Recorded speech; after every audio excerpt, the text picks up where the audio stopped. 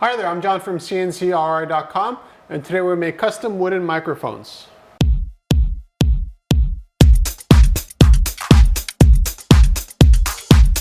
The journey towards making these custom wooden microphones is a little bit of a meandering one.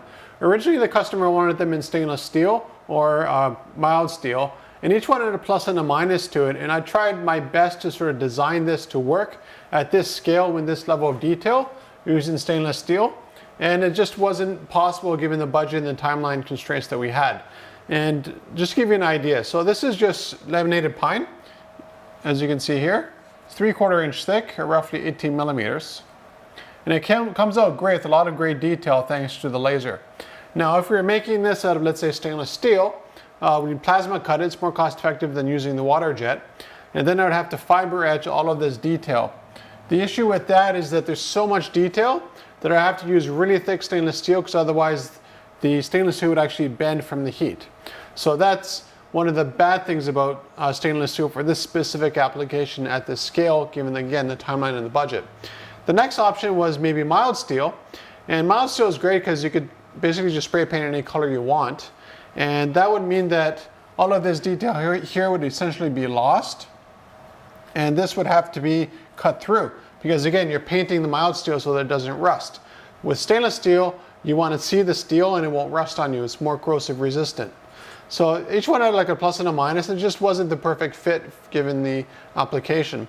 So then I thought about it and I said, well, why don't we just use it, 3/4 inch pine. It works really, really well.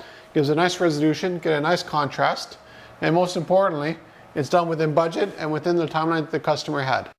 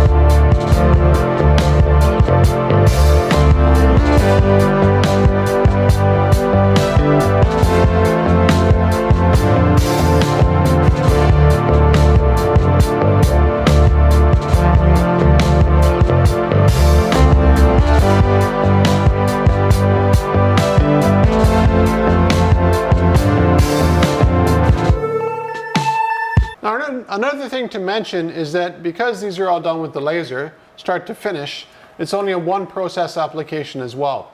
Meaning that the laser, as you saw, does the laser engraving and then cuts it out. And it does that for all of the units involved. If I were to use the plasma or water jet, that's one machine, one process. After that, I have to flip it over to another machine to do another process. So again, you save a lot of time and money and that kind of stuff when you have everything in one machine and it's start to finish finished. Now obviously these are not completely finished yet. The customer will be doing some final fine-tuning on their own, their woodworker, and they'll also be most likely staining these as well. So my only job for this project here was just to laser engrave, laser cut, and sand off any kind of residue on there, and then give it to the customer to finish.